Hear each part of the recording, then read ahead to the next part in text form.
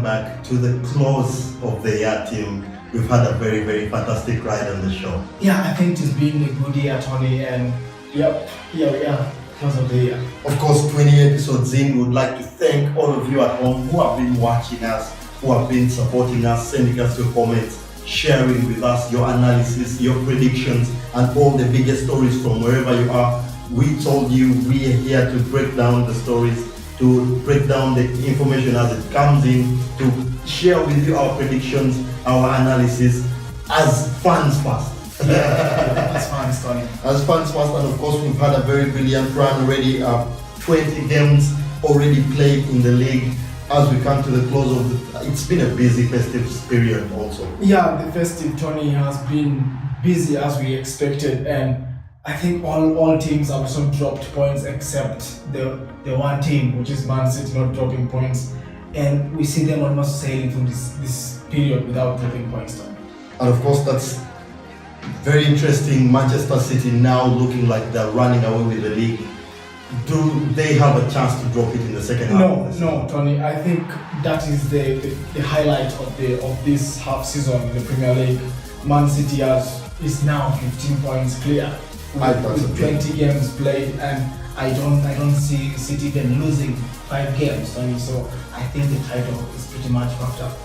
Of course, that's a it's been brilliant to watch that Manchester City side. For all of you at home that have been watching, a very big player in that squad they've all been playing very well from behind front. Yeah. But one player that I would like to single out is Kevin De Bruyne, a player that we've mentioned a couple of times on the show. He's had a very brilliant run in this season. Yeah, Kevin De Bruyne has had a very, very brilliant season, Tony, and he's the one. Yes, he's not scoring the goals, but he's the one who has pulled the strings. We've seen that David Silva has been absent in this team, I think, for a couple of games, but KDB has still delivered the crosses that have led to the goal. So I think he's the star man for Man City. But a very big positive for Manchester City that maybe I can single out, they look to have creativity all over the pitch. On the bench they have Bernardo Silva. Yep. When I watch him play, he should be starting in any Premier League side, any other side. Then you have David Silva, who's a brilliant playmaker. You have Kevin De Bruyne. He has helped these two guys, Sterling and Leroy Sané.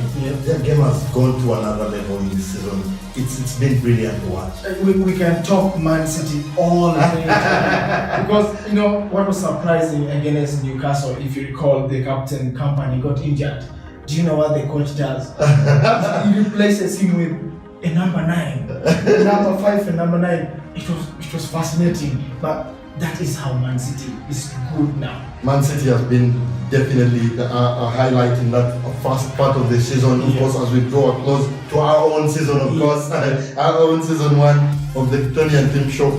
Another very, very big highlight has been the brilliance of Mr. Harry Kane. Yes, Tony, we mentioned it at the start of this campaign, the season, that he always gives the other players a head start. He doesn't score in August. In August. That's about 2-3 years. 2-3 years he does in not. a row. And if you also notice, Harry Kane had a dry spell, I think, before the last 5 games. He had a bad spell there, and he's come up with hat-tricks, and he might be the first player to score 3 hat-tricks in the next fixture games if Tottenham is playing. So he has had 2 in a row, a bounce, and he's heading for the third. Of course, we saw it even last season when they were trying to challenge for the Golden Boot with Lukaku, and then he came up in one of those midweek games and scored 4 goals in one night. He's been definitely one of those big players to watch, and of course he has already scored 39 goals in 2017 for his club. That's in the Premier League alone. That's a new record. Of course, we already told you that on our Facebook page. He has broken Alan Shearer's 22-year-old record of 36 goals in a single calendar year, which is also taken him above Lionel Messi in terms of goals for club and country for a calendar year, which this guy has been scintillating to watch. And exactly, Tony, I would like to bring back your past question where you said, is he world class? And no doubt, I can answer that now. Harry Kane is world class. He is world class because he's not in the best of teams. Messi is in Barcelona, Ronaldo is in Madrid. We're talking about Harry Kane in Tottenham, and he's beating these guys. Harry Kane is world class. I've suddenly been thinking like that. Of course, like we said on the show already, for everyone to think you're world class, you need to win some titles. Yeah. Tottenham don't look like they are suddenly going to win any titles very soon. But he's certainly a player that makes everyone around him tick. He scores the goals, he comes up with the goods. These are Messi, Ronaldo numbers, if you ask me. A player to score 50 plus goals in a calendar year. That is absolutely very, very brilliant. And of course, it's been a joy to watch. He's definitely on the plane to Russia come June. Yeah, and he might captain this English side in Russia. Let's watch that space on it. Very brilliant player there. Another brilliant player in the past part of the season has been Mohamed Salah, the Liverpool winger. Yeah, unlike the other players, Tony, like Kevin De Bruyne and Harry Kane, you know, Salah came in after having a bad time in England. That was when he was in Chelsea. So he goes away in Roma, he plays some good football, but still it did not increase in size, and you know Premier League is physical. But coming up and being the star man in this Liverpool team, who's front forward, so blessed and too good. Salah for me is the peak. I would have said should have been the star man, but De Bruyne's game out, and then Harry Kane also just improved, even if he's 24 years. But I think for Liverpool this was a good buy. Of course, at 37 million pounds right now, it's almost seems laughable that he was bought at 37 million pounds. Given the prices that we are seeing already flying around as we get closer to the transfer season. But Mohamed Salah has been a very brilliant player for both club and country as well. He almost single-handedly took Egypt to the World Cup. Yeah, we are only looking at actually the club performance, but if you track his performance for Egypt, Tonny, he is the star man in Egypt, and I think even if he makes it to the World Cup, if he's fit by then, he might give us a good World Cup too. These three players that we mentioned, of course, Kevin De Bruyne and Manchester City have broken away from the rest of the pack. Yeah. Can they have a say in the rest of the top four as we get? Because it doesn't look like Chelsea have a big player right now. Yes, Chelsea actually, they're depending on Morata and Hazard. It's not working. Those two guys just not yet all the team in Chelsea. But you say top four, Tony. I'm not even looking at top four for me. It's top three because Manchester City has we have to say the first position is taken. The best of the rest. There are now 3 positions for the 5 teams, and United doesn't look right now firing. Chelsea is still on and off. Liverpool is firing. The only word is that they dropped points before. Same as Tottenham, they lost the pace, but they're back. Even Arsenal is not there yet, but I'm trying to rule out Arsenal. I'm starting to rule them out. But these other guys, let me say maintain 5, Tony. They're competing for 3 spots. It's going to be tricky for this top 4. Of course, it's going to be a very brilliant second half of the season. Everyone needs to start picking up their results there. Arsenal, of course, we saw they labored through a 3-2 win last night. Chelsea also labored 2-0. It was not a very, very big performance. Manchester United dropped points against Burnley, coming from behind. Those two now, two consecutive draws. So 4 points dropped there. That takes you almost off the best Manchester City. So it looks very, very interesting. But Manchester United, what has happened to Lukaku? Tony, every time I watch Man United, I see a pedestrian. It's like they're playing the red card. And it's not only Lukaku. There are some players around him also whose decision making has gone down. I can single out Rashford. He was so poor in the game against Leicester, yet he came in from bench. But going back to Lukaku, his finishing is awful. His first touch is poor. He doesn't define his space again. He does not know where is the space. And the experiment of playing him alongside Ibrahimovic. Did work. We have experiments. That experiment did work. I not attempt to. Mourinho saw it and changed it immediately at halftime. Edward, of course, Lukaku is a player like we mentioned in the beginning. We had thought that maybe he would be chasing the golden boot alongside Harry Kane. He started very brilliantly, very, very well. 75 million pounds is what they paid for him from Everton. He looked like he would match that potential. But maybe that potential and all that price tag is starting to weigh heavy on him. Tonny, I am a very big fan for Romelu Lukaku. I even tipped him for the boot. I thought so. But this guy, I do not know what's happening. There could be something in the back end, but he cannot act like this. We know the media came on him hard while he was scoring, and he sort of took it in and took it personal. But at 75 million, that is the criticism you expect. If he cannot be treated as a child, I've said this before. And if Mourinho doesn't wrap his hand around this guy, then we're going to see him losing. Of course, Mourinho has come out and said that as tired as it seems, everything looks like it's weighing down on him. Yeah. Mourinho doesn't feel like he feels the need to bench him. He wants him to keep going and maybe try and recapture some of that early form that we saw. Yeah. Maybe will he have a big impact in the second half of the season? Manchester United need to hold on to that second spot, and definitely they will need Lukaku to get back firing. Of course, in that place, Chelsea need Morata back firing. He started very well. Yeah. He still scores 1 or 2 goals. But in terms of if you're competing for these races, your number 9 needs to be competing for the golden boot. Yeah, exactly, Tonny. He must be getting 20 plus goals, and at this rate, when you score 1 goal maybe in 2 games, then you're not going to things be things don't look good there, of course. And Liverpool, we have mentioned they have Mohamed Salah, but they also have very big guns in Sadio Mane, Felipe Coutinho, who has stand on the style. Of course, Barcelona will come knocking in the January transfer window. They have Roberto Firmino, another brilliant player. He has offered himself in that number 9 position, keeping Daniel Sturridge almost out of the entire season. He's not a natural number 9, but he has actually he has captured that number 9 and he's playing it very, very brilliantly. A player that I think deserves maybe more plaudits than he has got. There, Arsenal though, in that race, look like the likely person to miss out. Yeah, Arsenal looks the likely team to miss out because there is a lot happening in this Arsenal team, Tonny. We are not sure is Sanchez going to stay or not in January.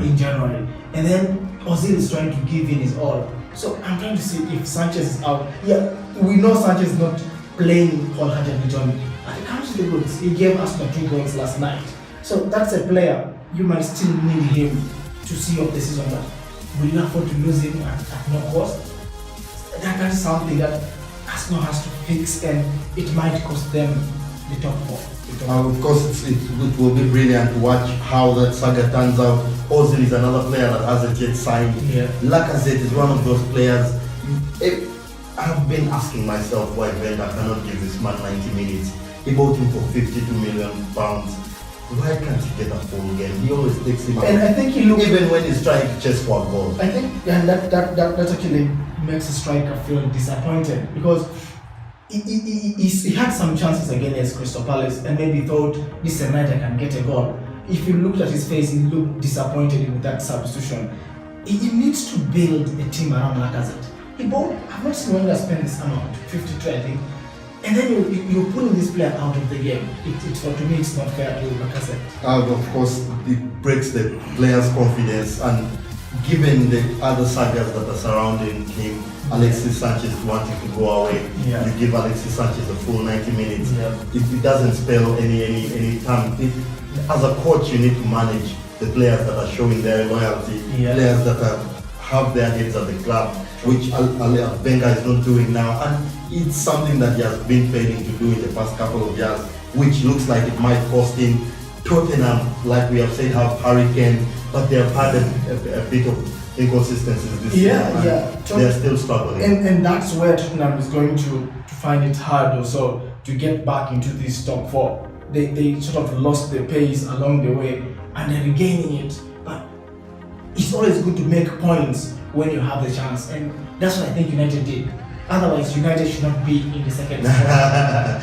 Look at their performance. Can we say those 3 places will most likely go to United, Chelsea, and Liverpool? I think so.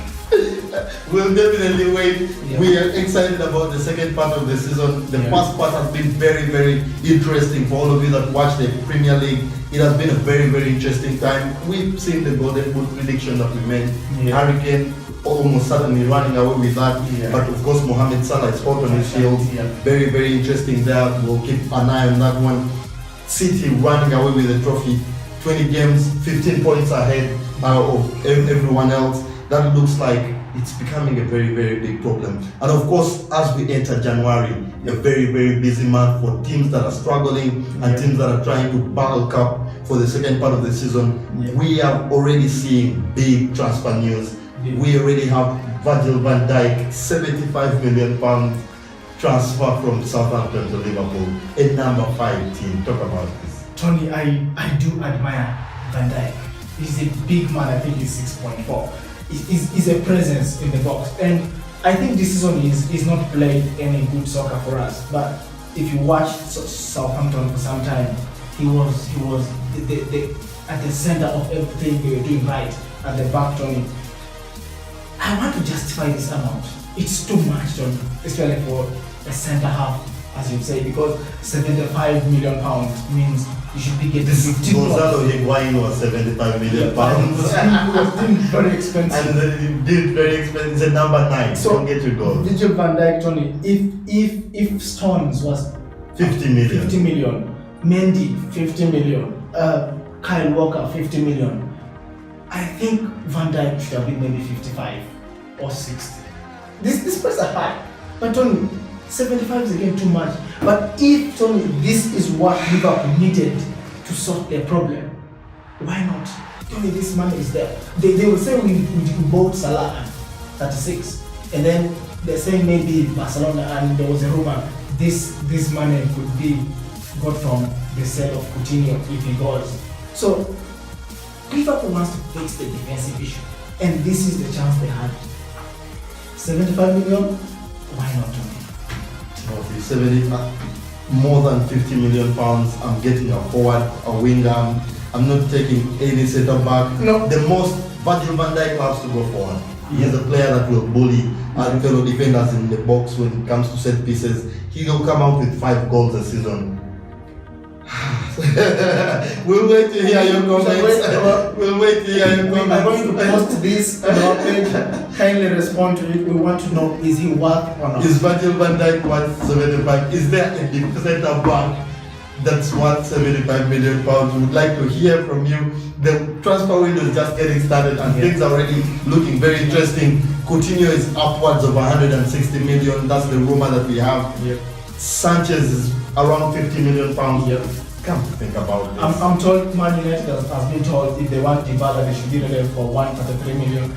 100%, and of course there are rumors coming out right now that Manchester United and City might be chasing Samuel Umtiti from Barcelona. So those are all very big stories that we'll be bringing you as we wrap up the first half of that season. Very, very interesting stuff. I'd like to thank you once again, and of course, as we still have a very heavy festive fixture coming up. We'll be bringing you all those predictions on our Facebook page. But very interesting games tomorrow that you will have to look out for. Chelsea host Stoke at the Bridge, 1-0.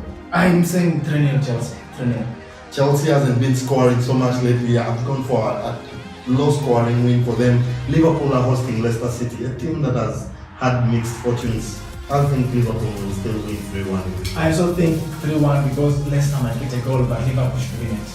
Of course, the Liverpool that played against Swansea, if it's that same Liverpool, if it turns up tomorrow, it will be a very, very brilliant story there for them. United are hosting Southampton in the late evening kickoff, 2-0. The last 2 games United has conceded, so I think they'll concede and then win 2-1. And of course, on Sunday we'll have the other 2 heavyweights. Manchester City traveling to Crystal Palace in London there. I think they will win 3-1. I'm also giving City a win 3-1. And then, of course, Arsenal will travel to the Hawthorns to visit West Bromwich. I'll be on a team that's still lingering just in the relegation places. It's been a big problem for them. They recruited Sir Alan Pardew, but they still haven't got a win under him, and it's almost starting to look like a problematic situation. Yeah, it's already looking a problem. I've gone for 1-1 here. I think Pardew's team, unlike Palace, will try to grind out the result, but Arsenal will, I think, be better. So it will be a 1-1 to me, I think. I've given Arsenal a 1-0 win in that one. We'll wait to see how those games pan out, and of course we'll be having more fixtures coming up after that on the 1st and also the second we'll be having lots of games. We'll bring you all those games and the predictions. Stay tuned on our Facebook channel. Click the like button. Like our YouTube channel as well. Subscribe there. View our videos. We would like to hear from you, like we always say, and we would like to thank you very much. We wish you a happy new year, very, very merry happy new year. Prosperous new year. Thank you.